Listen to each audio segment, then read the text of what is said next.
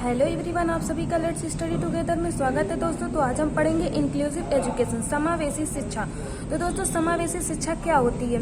तो समावेशी शिक्षा होती है दोस्तों एजुकेशन फॉर ऑल, शिक्षा सभी के लिए। तो दोस्तों जैसे कि क्लास में बहुत सारे बच्चे हैं, कोई किसी को दृष्टि दोष है, किसी को चलने में दोष है, तो इसका मतलब ये नहीं है कि आप अलग अलग बच्चे को अलग अलग नामकरण से बुलाएंगे। एजुकेशन का मतलब होता है सभी के लिए। सभी बच्चे एक साथ बैठ के क्लास में अध्ययन करेंगे, कोई भी किसी से कंपैरिजन नहीं होगा।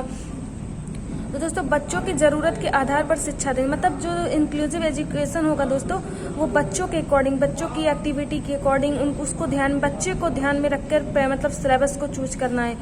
इसमें सेग्रेगेशन, दोस्तों सबसे पहले तो आप पूरे पेपर में जान लीजिए कि सेग्रेगेशन नाम की कोई चीज़ नहीं होती। सेग्रेगेशन का मतलब होता है अलगाव।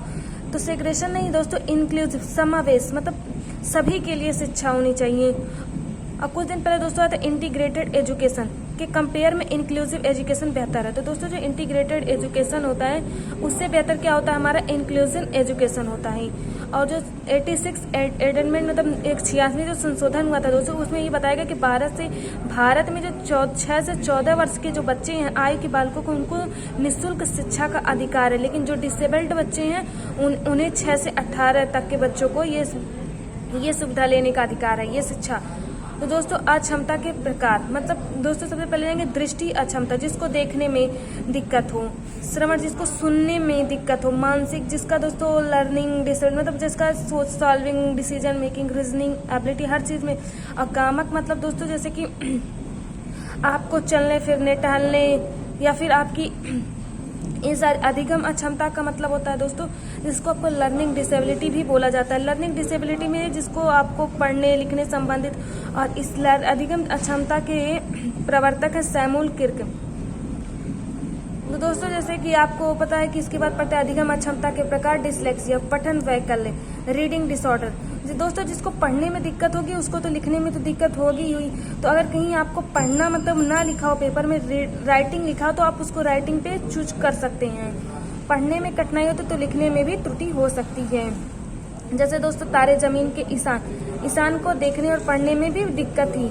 उसके बाद से आता है दोस्तों एलेक्सिया, डैमेज, ट्रॉमा, ये अर्जित ये डिसलेक्सिया का ही एक अर्जित है। ये मानसिक अक्षमता के क्रम जैसे किसी का आपका डैमेज हो गया आपका शरीर, या फिर आपको ट्रॉमा हो गया, या फिर आपका एक्सीडेंट हो गया, तो ये सारी मस्तिष्क में जब तक आपके मस्तिष्क में कोई क्षति नहीं होगी, ये भी पढ़ने की अक्षमता से ही होता है।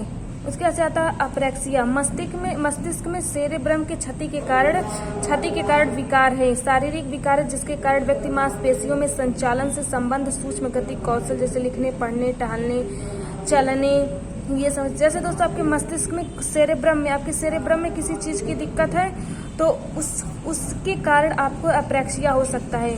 उसके बाद से आता है दोस्तों डिस्प्रैक्सिया, लैंग्वेज कम्प्रीहेंशन ऑर्डर, जैसे कि अगर हम आपको पढ़ा रहे तो आपको कोई चीज़ समझ में नहीं आ रही, जिसको समझने में ही दिक्कत होगी, या फिर किसी और चीज़ से दिक्कत होगी, जैसे हम पढ़ा रहे हैं उनको समझने या फिर देखने में दिक्कत होगी। उसके बाद से आता है डिस्ग्राफिया, लिखने संबंधित, जिसको लिखावट से संबंधित होगा, जो लिख नहीं पाएगा। उसके बाद से आता है डिसकैलकुलिया, जो दोस्तों गणित से संबंधित चीजें होती हैं, जैसे गणित में जोड़ घटाना गुणा भाग, ये सारी चीजों से जिसको दिक्कत होती है उसे डिसकैलकुलिया कहते हैं। तो दोस्तों इंक्लूसिव एजुकेशन में एक चीज होता है बाला, बिल्डिंग एज लर्निंग एड। तो दोस्तों आपने इसे हम लर्निंग एड को भी एक बिल्डिंग की तरह माना। जैसे कि आपने बहुत सारे टीचर्स को देखा होगा, एक प्रोजेक्ट के तहत वो चार्ट बनाते हैं, फिर उस चार्ट पे अलग अलग टाइप के डिफरेंट करके उसको एक नाम देते हैं जिससे बच्चे को जल्दी समझ।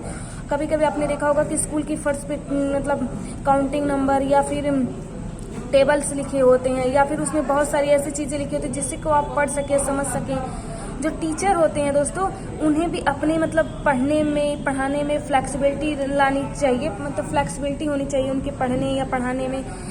किसी भी चीज को इंक्लूसिव का अर्थ ही होता है दोस्तों कि जैसे कि आप बच्चे को एक अपने हिसाब से नहीं पढ़ा रहे, उस बच्चे के अकॉर्डिंग आप उस चीज को पढ़ा रहे कि बच्चे के नीड के अकॉर्डिंग कि बच्चे को समझ में आए, चाहे वो कि कोई भी जैसे किसी बीमारी से ग्रसित बच्चा हो, या फिर डिसेबल्ड हो, या फिर एबल्ड हो, कोई भी बच्चा हो, तो उसके लिए आप पढ़ा रहे, उसको ध्यान में रखते हुए आप वो चीजें पढ़ा रहे हैं। तो आई होप दोस्तों आपको इंक्लूसिव एजुकेशन का फर्स्ट पार्ट अच्छा लगा हो। Thank you for watching.